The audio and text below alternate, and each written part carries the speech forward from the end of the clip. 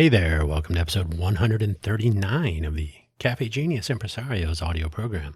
I am your host, Dan Hugo. We are recording this at 5:51 a.m. Pacific time, of course, here in Greater Vegas. On Friday, October 24, 2025, we do publish Cafe Genius Impresarios on Fridays, so hey, that works out nicely. Today's title and topic, a virtual Genius Roundtable. If you're not familiar with the Genius Roundtable, I've done a few episodes on it previously. We had one cohort that did meet, plans for a second cohort that have yet to come together. Some new possibilities, some new things to think about. Why not have a virtual Genius Roundtable in the middle? We can go over a few things and design the second cohort so it will be far more effective thanks to inputs from multiple people. It's funny how that might work. Virtual Genius Roundtable, episode 139 on this October 24th, 2025, 5:52 now a.m. Pacific time. If you're not familiar with Cafe Genius or the Cafe Genius Impresarios audio program, well, you've come to the right place. Cafe Genius was a name that I attached to the first little project that we had, the Pitch Workout Room, which kicked off in January of 2022. We launched it at Tech Alley, and it took place once a month at the Tech Alley event every third Saturday of the month at 9 o'clock in the morning before the actual Tech Alley event started at the usual 10 a.m. It was a time for aspiring, nascent, or actual up and running entrepreneurs to pitch their idea. No slide deck required. Think of it as an open mic, but for startup pitches. Very simple, very lightweight. Anybody who attended could either make a pitch. You had 5 minutes to make a pitch, 5 minutes for feedback. Don't talk about funding. There's nobody with a checkbook. Whoever was in the room would then have 5 minutes to offer constructive feedback, constructive criticism. The only rule, don't be mean.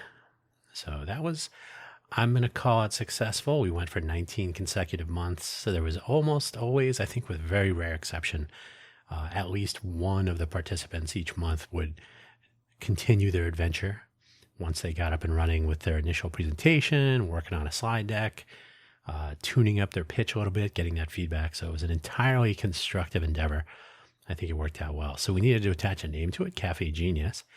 Cafe with two Fs, C-A-F-F-E, is an homage to Cafe Centro, the coffee shop in San Francisco in South Park. Across the street from the ballpark, used to be Pac Bell, then it became AT&T. Now it is the Oracle Ballpark. In South Park, you would find a quaint little coffee shop, Cafe Centro, where startups start, they used to say of themselves. It's where Twitter got started with some guy named Jack and his laptop, and who knew how much pain and anguish he would bring to the world. Cafe Centro. So Cafe Centro, unfortunately, no longer in business. They did not make it all the way through the pandemic times. A sad day. I had been there several times. It was very cool, very, very chill place. Who knew it was the epicenter of startups in the Bay Area? Sort of. So Cafe, then Genius, named for the Genius lunches we used to have in the downtown project time frame here in Greater Vegas. Actually, more in sort of central Vegas. We used to get various entrepreneurs together and have just an ad hoc lunch rather than spending all day or making a big deal. Just, hey, you want to go to, we're going to have a lunch, a Genius lunch on whatever day, catch up, spread some gossip, who's working on what, who's doing what, who's not doing what else, just whatever came up. Very, very, very ad hoc, very casual, no homework required. Something I'm trying to bring back, but it's profoundly difficult to get people in Greater Vegas to, the Genius Lunch will return. It just will take a while, some arm twisting perhaps. So Cafe Genius, a mixture of those two things. By the way, we need the equivalent of Cafe Centro times 10 in the Greater Vegas area, sprinkled throughout the Vegas area. That's something, there are already several coffee shops where startups are starting. But where? So Cafe Genius, yes, two names that go great together. And then the impresarios part of this audio program, well, those are the people making it happen. Most of my programs have been, there were a few where we had guests, and we can do that again someday. but the the Impresarios audio program has been about impresarios, if not including an actual impresario or two or three in the conversation each week. We'll get back to that eventually, but the idea is to talk about being an entrepreneur or an innovator or both, an impresario with two S's in the greater Vegas area, and all that implies. Some of the challenges, some of the aspects of the entrepreneurial innovation ecosystem that might be worthy of additional conversation, discussion, debate, argument, and so on. So that's the Cafe Genius Impresarios audio program and a little background on Cafe Genius. Hey, while we're here, why don't we do a podcast? I've never liked that name. I usually say audio program, but everybody knows what a podcast is, for better or worse. So let's get it started. Hopefully, wherever you've found this audio program, and hopefully there are several places that maybe you didn't know about or are unexpected, and hopefully there will be more over time. Hopefully, wherever you found this audio program, you're able to locate the episode description, which contains the show notes, including a summary, which is one long sentence, not too long. I will read it to you. It's not that long at all. And then the links for today's episode. There are 2 shameless self-promotion links. If you've heard this audio program before, I've trimmed it down to the 2 basics. And then there are 2 related links for this very episode. So let's get started so we can get finished on this Friday morning. The summary is as follows. It is late in the year.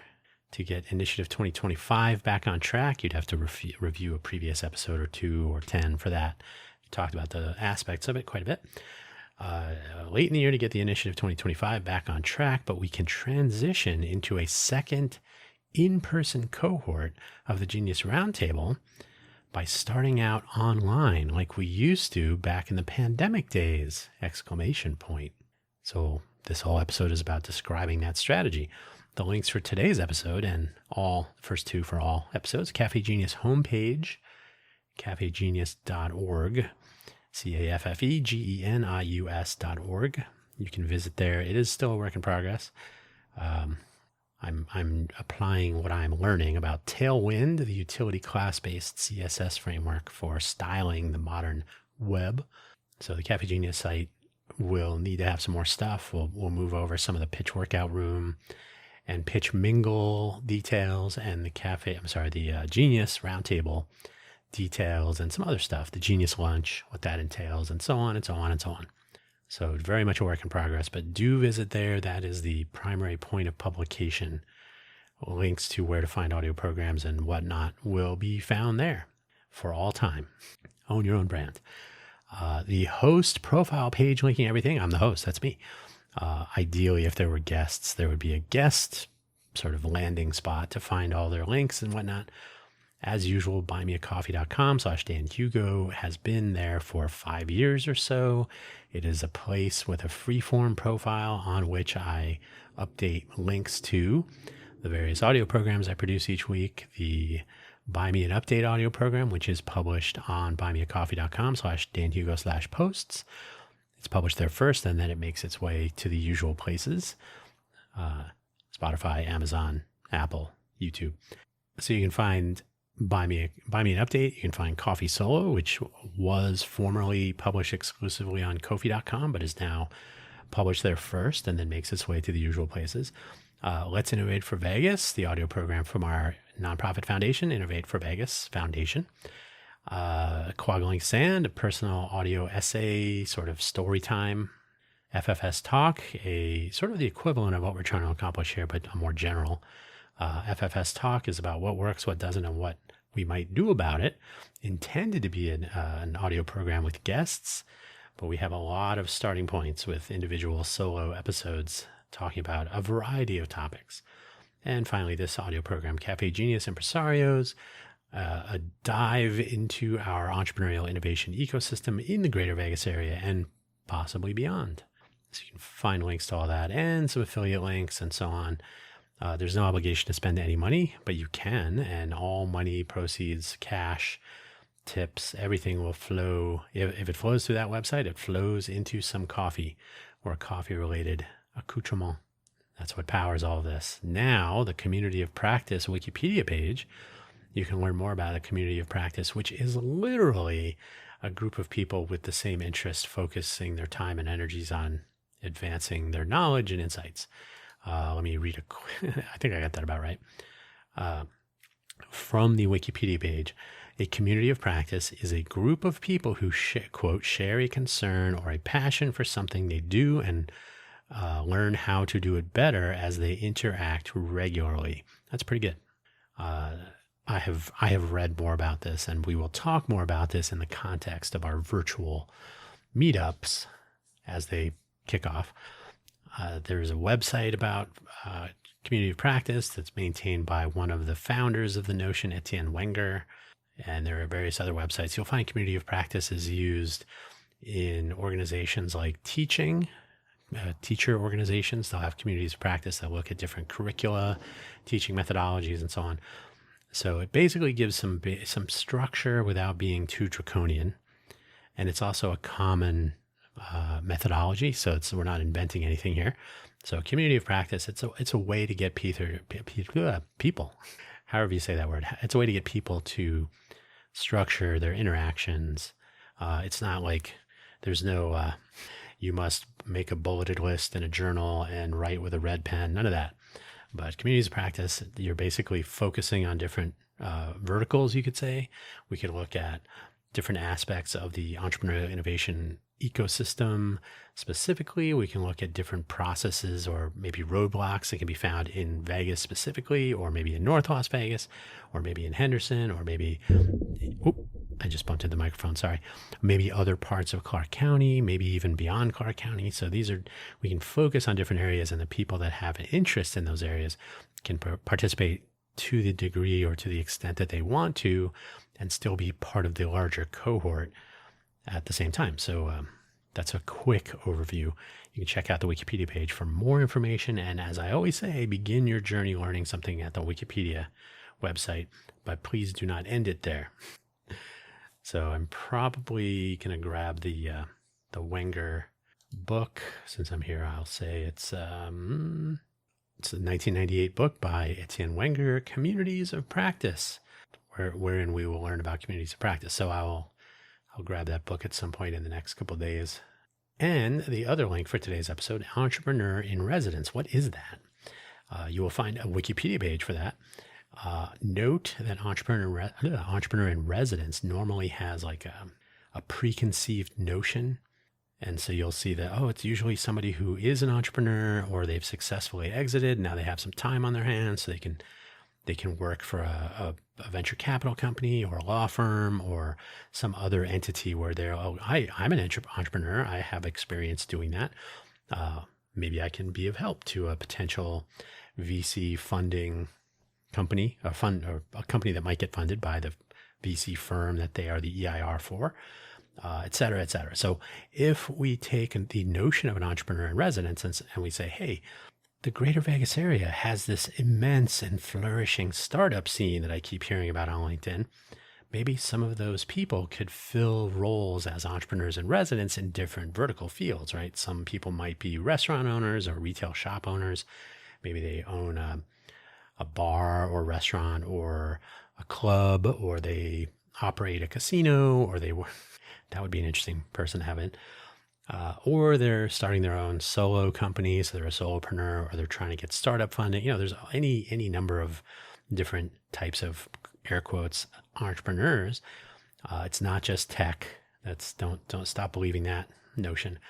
So the entrepreneurs in residence could be people who have taken the time and spent the energy to participate in something like a Genius Roundtable to learn more about and understand better the entrepreneurial innovation ecosystem of the greater Vegas area, and be able to apply that knowledge and insight to maybe steer the ship better moving forward on the whole, and then also to be an EIR contact for people pondering starting a new company, pursuing a startup, relocating to the greater Vegas area.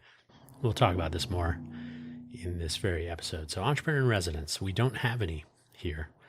I've had this conversation, and there was general, yeah, we do need that. So something to think about. I'm enjoying some yerba mate tea this morning. Be aware. So what is this roundtable that I keep mentioning? First, yes, roundtable is one word. If you split it into two words, you are describing the shape of a table. The Roundtable, King Arthur's Roundtable, for example, is a gathering of extraordinary individuals from within the entrepreneurial innovation ecosystem, in this case, to discuss, ponder, and plan for a better EIE, entrepreneurial innovation ecosystem, into the future. By future, I mean the next 2 to 5 years, not some distant mystery a decade or so away or longer. Though I have been in Vegas for 12 years now, at some point, we, or at least I, should look back at where the wind was blowing back when I first got here. I could tell you, actually, we'll have that conversation in the context of the virtual Genius Roundtable. And then we can see where we've reached 12 years later. I got a hint for you. We need to get going. I had to fix a typo there. Our first cohort was okay. It was January 2 years ago, coming up on 2 years ago. So I wanted to start in January and have one meeting every month. Our first cohort was okay. I have gone into some detail about our first pass at this in previous episode or two. We met monthly. The goal was to have local entrepreneurs meet in person with a consensus schedule so that all could participate together without missing meetings. This went well for 5 months or 5 meetings. The idea was to participate in 3 meetings and then transition off, because I know entrepreneurs are busy. A couple of people stayed on for 2 more, so a second phase of the cohort. So it went well for 5 months. By month 6, people were no longer showing signs of interest or commitment, choosing the no-show, no-call route. In several cases, lessons learned by those who stuck it out, I think, including myself and a very small number of additional people, though that list is quite short. Hey, you predicted that. The idea then is to have local entrepreneurs from any focal area. I kind of touched on this already. Solopreneurs, small retail business owners, startup founders, whether in tech or food and beverage or hospitality or any number of variants. So it could be anything.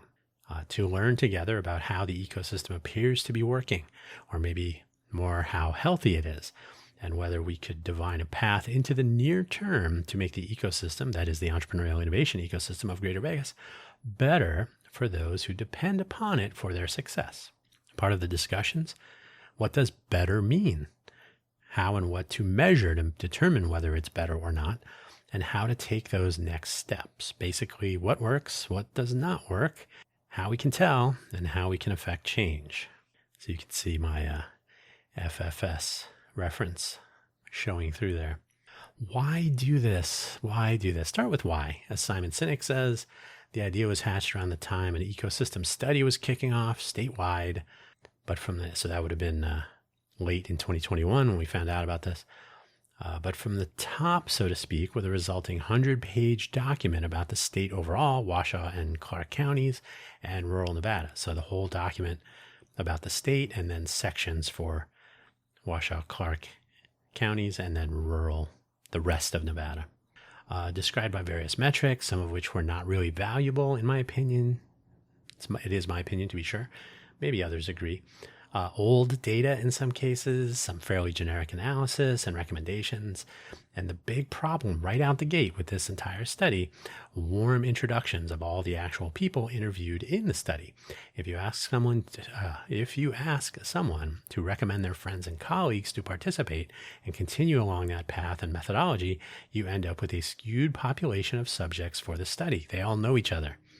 Random selection is the way to go. Cast a wide net. By inviting a group of actual entrepreneurs to converge on the discussion and analysis of the ecosystem from their perspective, from the ground up, as I like to say, or from the ground, but certainly ground up also. The idea was, and still is generally, to establish that detailed understanding again around what is working and what is not working, and where we go from here. Is this place working for entrepreneurs? One of the goals I would suggest, one I would place on the table, if you like, is a rolling introspection whereby all of the people within our entrepreneurial innovation ecosystem, they're entering, they're leaving, they're failing, they're succeeding, anybody, would be invited to participate in a rolling survey. So they're not actually a part of the Genius Roundtable. They can just participate at their leisure, at their whenever they feel like it, in a rolling survey. So it's always ongoing, always open to not only responding to different survey questions, and there could be additional questions added over time and so on, but to update responses given previously over time to enable a real examination of trends and changes available to view by all participants. So in other words, the ecosystem is good for my business. You might answer that in January, and then if it's June and you find that it's not good for your business, you could change your answer. And we would show over time that more people are finding it good or bad, or they're indifferent, etc. There are any number of ways that this could be useful, and we would cast as wide a net as possible to determine where, is there a geographical component? Is there a business type component? Is there a demographic component? That is, who are you? Does that matter? The resources that are available in your locality, like do you have access to good internet, fast, like fiber? Do you have access to cable? Are you still stuck on dial-up? Oh, I hope not. Do you have 5G towers in range? So for internet connectivity, access to electricity, the list goes on and on. So we could really classify what is working in our ecosystem by starting off with what is our ecosystem and what is going on with it. All of this would be subject to morphing over time, right? So nothing permanent in what I'm describing. And then everybody would see that data changing over time. So no hidden, I answered some questions and then I never heard back. I don't know what's going on. There would always be a feedback component for those participating. And we would have to work through whether the feedback component actually impacts responses. That's a part of the discussion to have. Add to this a fairly substantial learning opportunity wherein we might engage participants of the downtown project, for example, from not so long ago, looking at many of the same survey topics and questions we would include in the rolling introspective, but as a retrospective. Same geographical footprint, basically the downtown area, but Phoenix. That's a totally different place. Vegas in general. So the downtown project was definitely focused downtown, but we can expand out a little bit for people who are adjacent. I always tell people I live in the city of Las Vegas, but 12 miles north of the stratosphere, I think it is. I mean, I know it's the stratosphere. I think it's 12 miles north. So I was not a part of the downtown project. I was actually working for Intel Corporation at the time, traveling. So I was not even in town very often. I was not a part of the downtown project, yet I would participate in the Genius Lunch, and I got some insights from talking to people contemporaneously. So gathering up what people learned during that time, what worked, what didn't, etc. Right? We can take some of that and apply it to what we are doing today. So the same geographical footprint, similar resources, similar infrastructure. In neither of the resources and infrastructure, neither of those were the same. Similar, yes, but things have changed. Time has passed, but they're similar. Basically, what worked and what did not from around 10 years ago, for the duration of the downtown project in its heydays. One could argue there is still a thing called the downtown project, but a lot of the people that were a part of it have moved on. So what can we learn? What would people be willing to contribute to the cause, so to speak, to recall those interesting times? But we would see if we can apply some of what was learned then to what is still being learned today. And that's something we sort of touched on in the first cohort. It's something we could look at much more intently in the second cohort. So why have a virtual cohort? What does that even mean? There are more topics, and this is what a virtual cohort might explore. I've only barely touched on, and I'll describe it more, but is the ecosystem working? Is it working better for some, not for others? What does it mean if an ecosystem is, quote, working? And what is our understanding of the use of the term ecosystem to describe and understand this thing as it relates to and does not relate to the biological equivalent of an ecosystem, right? People throw that term around. Oh, it's the ecosystem. We're building the ecosystem. We're developing the ecosystem. The example I always give is, suppose you start out with a desert, appropriate for the greater Vegas area, and you want to convert it to a rainforest. That is a totally different ecosystem. Can you build a rainforest in place of a desert? Probably. It would take an immense amount of energy, so thus cost. So creating or building an ecosystem is probably more involved than people give it credit for. Same goes with community building. I never really liked that term. Communities and ecosystem. Well, communities are emergent within an ecosystem. An ecosystem is essentially what is available for people to make use of to survive. the flora and the fauna, the resources, the climate, etc. We can talk about that more. We could form a working vocabulary rooted in economics and sociology, perhaps, so that we are not overusing terms like community and community building. Hey, I predicted I was going to say that. And we might understand better whether we have isolated or insulated groups all around the greater Vegas area. The theory is yes, we have certainly insulated groups. Insulated as in they just don't talk to each other. Isolated would mean they don't want to talk to each other, unless you have a different pair of definitions.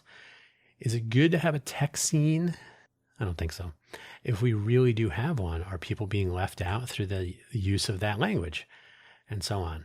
Well, I'm not in tech. We had this problem with the Code for Vegas Foundation. I'm not a coder, so can I participate? And there's more to life than code, I promise.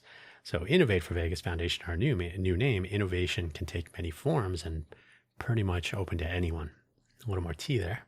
Meeting in person was too much a challenge for the first cohort, although I still think it's completely viable. But we required everyone to show up for a valid meeting, and that fell apart. So we can start virtual and see who might like to be a part of assembling this effort for cohort 2. What does it really mean to have in-person meetings? Should there be consensus scheduling so that everybody must attend? Or is it whoever has the time? That first cohort was not designed. It was flipped on like a light switch, and it went as it did until it did not. So that's one of the problems. I think I did a whole entire episode about what I think we could have done better with the first cohort. My opinion, obviously getting more opinions would have been good. A virtual cohort meetup would ideally focus on what a proper Genius Roundtable community of practice effort might look like, with some initial ideation and thoughts on best practices to make it appealing and valuable so that people actually want to participate and feel that their contributions are valued. There's nothing worse than volunteering your time and then finding it thrown on the floor or equivalent. Does this make the virtual cohort some different thing? Not really. I would view it more as a runway or on-ramp, maybe to decide how a Genius Roundtable would proceed in 2026, early hopefully, so that people want to participate. I came up with the rules and the workflow for the first cohort. There are things I would do differently, and I've talked about these previously. One of those things is to involve interested and interesting people in the planning of the cohort undertakings, plural. So not just maybe multiple tables, roundtables, at roundtables. In fact, and by the way, roundtables can be found at dim sum restaurants. Actual roundtables are good for conversation because you're not at the end of a long table. You are all within visual range of each other. Presumably, any or all participants in the virtual cohort would be a part of the actual Genius Roundtable cohort for 2026 if they so desired, or whatever the name actually would be, or whether a community or communities of practice approach would make sense. And those could have their own names too. Hint, I think it would be an improvement over the first cohort to have some basic ground rules of understanding to start with and pursue. So the community of practice concept is one that we could all refer to. It's a common basis that we could discuss how to conduct our interactions and what we would hope to achieve with them. No problem. Some of the actual outcome goals, and this is just me talking now, virtual cohort conversations would probably change or augment what I'm going to say here. These goals are me speaking, and we don't have that input. So take these as seeds that may blow away in the wind or which may germinate and still fail. You never know. First, a group of proactively engaged entrepreneurs and small business owners taking really hard looks at our ecosystem should be heard. Ideally, people in our local governments and in organizations like LVGEA and maybe in the GOED. So LVGEA, the Las Vegas Global Economic Alliance, is a public-private economic agency that does some economy evaluations and planning and so on. And the GOED is the Governor's Office of Economic Development I'm one of those. Governor's Office of Economic Development. Or around state-level entities and programs should be interested in learning about ideas and findings from people who are not in the warm introduction group of friends and donors in those groups. So the outcome should be interesting to people who are discussing or pondering these things, but from a completely different perspective. Second, the people who take the time and expend the energy and form the ideas and solutions, possible solutions, should in return be granted some elevated status, whatever that really means. Recognition of the effort and the outcomes, maybe of the successes if we can pursue them, right? Credit where credit is due, attribution, etc. Oh, I don't know, some group of people, we don't even know who they are, came up with this great idea. No. We had the Startup Resource Center idea as an entry point for those looking to kick off their first mile journey here in Vegas. And while the city of Las Vegas did their usual thing by expressing interest and then disappearing completely, that is, I've done entire episodes on this too. It is a good and necessary idea to fill a gap, which SBDC, the Small Business Design Center, is that what it is? I think it's, and SCORE, and good luck finding what SCORE actually stands for, but it's something of retired executives. It's basically retired individuals who will give you free advice about your endeavors. SBDC and SCORE in the greater Vegas area are present and available. I've tried them both. Notoriety is great. We had also discussed a more formal level of recognition with actual entrepreneur in residence roles filled by people who have taken this time and expended the energy to develop a level of expertise around doing business in Greater Vegas as entrepreneurs themselves. These would be actual entrepreneurs on the ground, so to speak, with real answers to real questions, real experiences, real gotchas, real insights that they can share, and so on. Is this something that would involve financial remuneration? Well, methinks that is a topic to discuss in our virtual cohort, Production by Street, and maybe ongoing after that. The business relationships and so on, and how that would all work. It depends on the individuals. There's a lot of things to talk about in that regard. Last section. It's, my clock says 33 minutes, so we're not doing too badly. If there is one thing I have found difficult, this is making it happen. How are we going to make this go? If there's one thing I have found difficult to believe in an ecosystem of entrepreneurs and innovators such as the one I hear about so often on LinkedIn from various Vegas characters, is what we might call the mystery or the Fermi paradox, as I've done an entire episode on. Where are all of these people we hear about? It's such a thriving startup hub, a global innovation hub, Hollywood 2.0, of course, coming soon, maybe. The next Silicon Valley, my favorite. If we do not offer free lunch, will they participate? Statistically, no.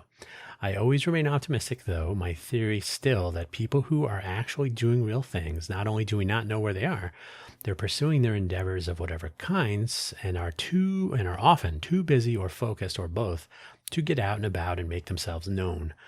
So where is everybody? We're busy, I think. I'm hoping that's true. I'm hoping this is the real challenge at hand, is to find those people and to get them interested in being a part of this deeper dive and greater understanding of where we are and what we're trying to accomplish and what we have at our disposal. It makes sense to start now with some outreach, maybe casual office hours at first, as we begin to reach out to various people, probably friend of a friend. I tried this with the Genius Lunch. It didn't go well, so I'm not totally optimistic here, but getting the word out for something new is always something of a challenge here in Greater Vegas. This is definitely where having a better local media infrastructure or options and channels to reach more people outside of the fun economy. And by the way, that is a trademarked term by UNLV Office of Economic Development. The trademark was granted in February of this year, 2025. So if you're not talking about the fun economy, crime, and road construction, maybe an occasional demolition and casino or stadium build, you're not likely to get any real news coverage. We need better to do better. One last point, and that's true. This is the bottom of my notes. One last point. The first cohort was limited to actual entrepreneurs, and that was my rule. So people who worked for government agencies, professors, economic policy types, anyone who was an employee but in an adjacent field was left out of the conversation. Was that a good idea or a bad idea? I'm not sure. And this is one of the first items to tackle as we gather the virtual cohort. As well, joining and departing, these are going to happen through the life of the second cohort. This is Vegas, after all. People disappear and reappear or drop out of nowhere or anywhere. Who knows? Who knows what's going to happen as people discover and become focused elsewhere. as people discover other things to be focused on and become focused elsewhere. How about that? So maintaining a coherent cohort, functional communities of practice along different focal areas will be essential, but with participants who are contributing their volunteer time, effort, and expertise, so we can't really ask much. Not at the front anyway. Maybe as we reach conclusions, there'd be hopefully more interest in a commitment of some sort, especially if there is an EIR program that falls out of this. We cannot ask for much other than their interest in this undertaking. That's all I got. So Genius Roundtable Cohort 2 will be the result of the virtual Genius Roundtable conversations and discussions that hopefully will start taking place November, December. Now, I know these are holiday months. Which holiday you choose to enjoy is up to you, but certainly a Thanksgiving and New Year's is in there somewhere. These are typical, kind of generic. Everybody gets a weekend or something. So there will be the I'm too busy, I'm distracted, I don't want to spend my time on this, I don't understand what you're talking about, who are you, that kind of stuff. Bound to happen. But I would like to start now so that people who actually have time but are actually interested, or even people who are interested but don't have a ton of time, will not have to put down their pencils and go to a restaurant or a coffee shop or some other meeting space. You can jump on, 30, 60 minutes, somewhere in there. And the virtual Genius Roundtable would ideally not be like a compulsory, everybody has to be in, or we can't do a meeting. So we would just kind of produce a program that we want to follow for the actual Genius Roundtable Cohort 2, which ideally would kick off in early 2026. I'm not going to say January, but sometime early in 2026, and we can see what happens. So that's the plan. And we can really discuss also the Genius lunch, which I think was super highly valuable for those who are curious about what's going on, but on a more casual, not a community of practice, just having lunch, or really like maybe even a coffee with fellow entrepreneurs in different verticals. So you're not always running into the same people getting your free lunch every month. You're actually having ad hoc conversations that last maybe 10 minutes, maybe 30 minutes, but it's in and out. Everybody sitting at the table, so to speak, maybe literally, is kind of on the same page. I got to get back to work. I don't want to be here for 10 hours. I want to be here for 10 minutes. Okay, cool. I got to go too. So that's what's up.